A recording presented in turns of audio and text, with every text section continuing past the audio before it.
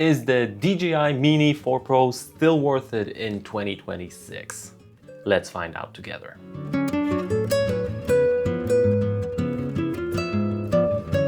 This drone was introduced to the market in the late 2023.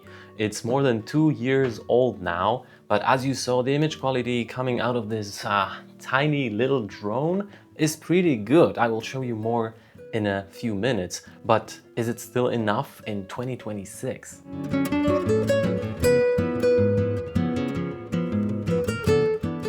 I am extremely happy of what this tiny little drone can do, of its performance, but recently DJI released its successor, the DJI Mini 5 Pro, and we have to take that into consideration. So the simple answer is yes, the Mini 5 Pro is slightly better than Mini 4 Pro, especially when we look on the spec sheet. 1-inch sensor versus 1/1.3-inch sensor, so slightly bigger, so it will be a little bit better in the low light conditions. Then we have the LiDAR in front, so the obstacle avoidance will probably work a little bit better too, but mostly in front. And overall, it will also be slightly better, but I wouldn't trust that. I would still watch when I'm flying with my $1,000 plus drone. Mini 5 Pro has also a slightly bigger battery.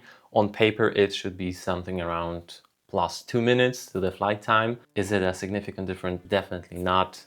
I would not choose Mini 5 Pro over Mini 4 Pro because of 2 more minutes of flight time. But there are 2 main reasons why you should choose Mini 4 Pro instead of Mini 5 Pro. Let me tell you the first reason why you might go for the Mini 4 Pro instead of Mini 5 Pro. Other than bigger sensor and LiDAR in front, which is, in my opinion, a little bit of a gimmick, and maybe slightly bigger battery, DJI Mini 4 Pro covers like probably 95 to 99% of what DJI Mini 5 Pro can do. So we can still shoot in 4K 60, we still have 360-degree obstacle avoidance, 3-axis gimbal, and we can shoot really crispy and good looking video. And all of this is priced at $849 on official DJI store, and I'm sure you can find it with way better prices within the third-party marketplaces, etc. And at the same time, the Mini 5 Pro costs €1,129, which is more than 30% on top of what you have with Mini 4 Pro. I will leave the answer up to you, but do you think this is reasonable enough to spend 30, maybe even 40% more on almost the same type of drone with slight improvements? Because this is exactly what producers do. They will always find something to make this decision harder for you. If you want to squeeze everything out of the drone you're buying, then you definitely need to buy some accessories. For example, ND filters, and they cost us a few bucks as well. And you definitely need to add insurance to the equation, because that's $1,000 that is flying in the air.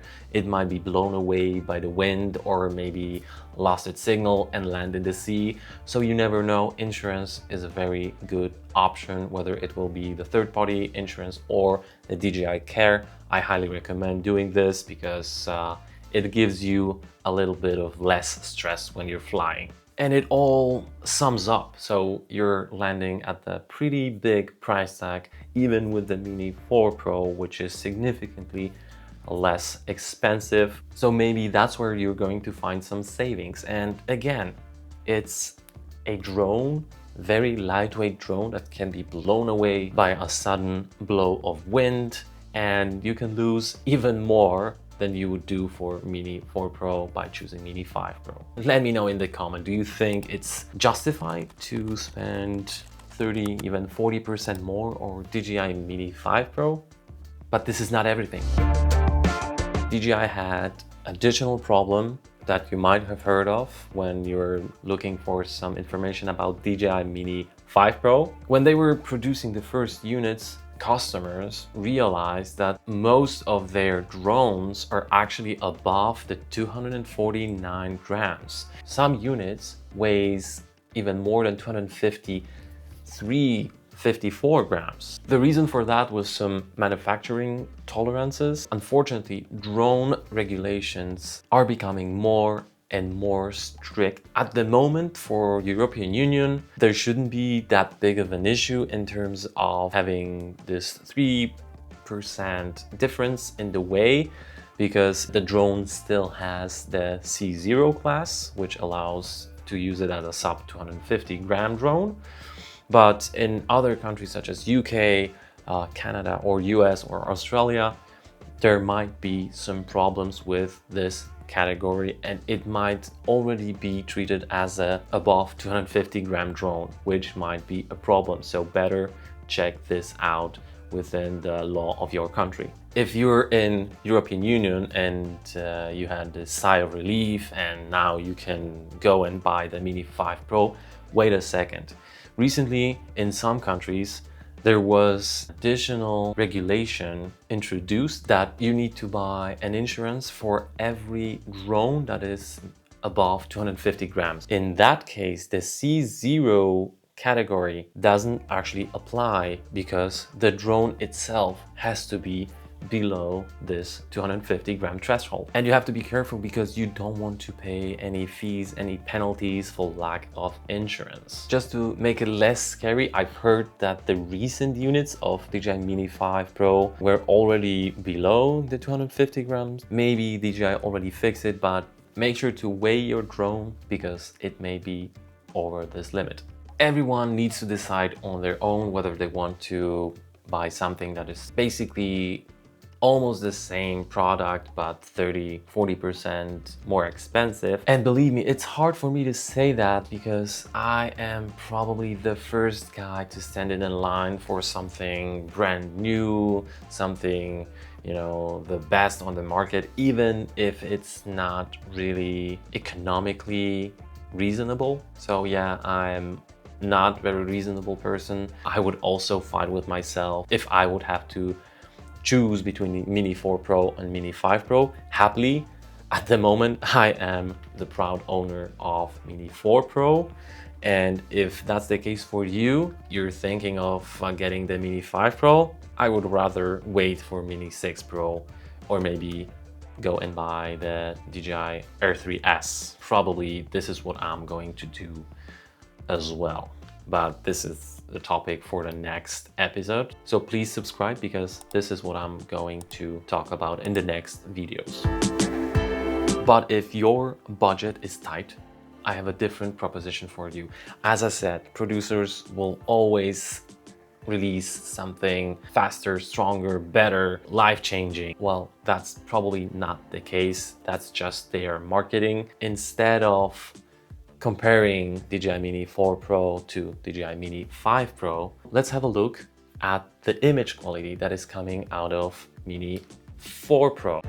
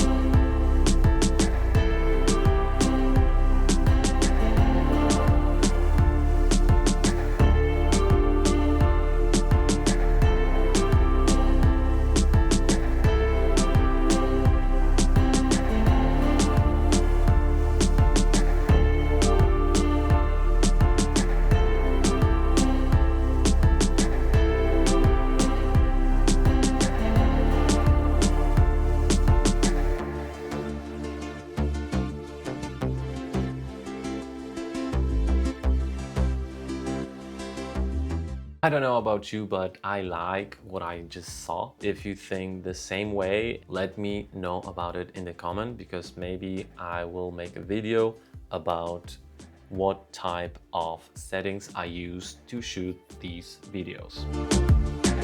I was basically praising this drone so far, and you might think that there is no disadvantages, but unfortunately there is one huge thing. There's one feature of this drone that at the same time is its biggest advantage and its biggest flaw. You probably already guessed it, but it's weight.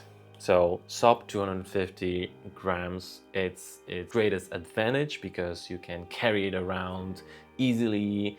It's very light in your backpack. So when you go travel, when you go hiking, even with the remote control and some additional batteries, I love the fact that it's so small, it's so tiny, and you can take it everywhere, and it's also inconspicuous in public. It's very, very silent. This is its very big advantage. And at the same time, it's really, really bad in slightly bigger winds. And I lost a lot of opportunities to shoot some great videos because of the weather. And I was scared that I would lose it, so I decided not to go for a shot. That's why I am probably going to buy DJI Air 3S, because it's 3 times heavier, it can produce even better images, and it has the telephoto lens. So if you're going to travel to places where it's pretty windy, this might be something that will make you actually not buy this drone. And even with Mini 5 Pro, they improved its wind resistance. Again, it's just a slight improvement because it's the disadvantage of all Mini drones. For those who don't have any drone yet and are thinking of their first one, Mini 4 Pro is more than enough for you. You don't have to go for Mini 5 Pro. Maybe you should even think of buying something even cheaper, because maybe you'll think that, okay, the drone thing is actually not for me, and you don't want your $1,000 to be hanging on your shelf and you'll regret actually buying it. Maybe you should go for something like DJI Mini 4K or DJI Neo lineup. And if you already own the lower tier drone or older DJI Mini drone, then yes, I would recommend you to buy Mini 4 Pro, because then you can upgrade without actually draining up your wallet. And if you already own the Mini 4 Pro and you're watching just to make sure that it's still a good camera for you in 2026, then I would not recommend you to buy the Mini 5 Pro. Maybe you should wait to get the Mini 6 Pro, or maybe you want to go even higher and go for Air 3S, which is significantly better in other areas as well. And I will be making videos about that, so please subscribe to not miss it. If you like what you see here, please consider watching one of these videos on the DJI products, such as the DJI Pocket 3, which I'm recording at the moment, or DJI Action 5 Pro. Thank you for today. Leave a like if you enjoyed it, and see you in the next one.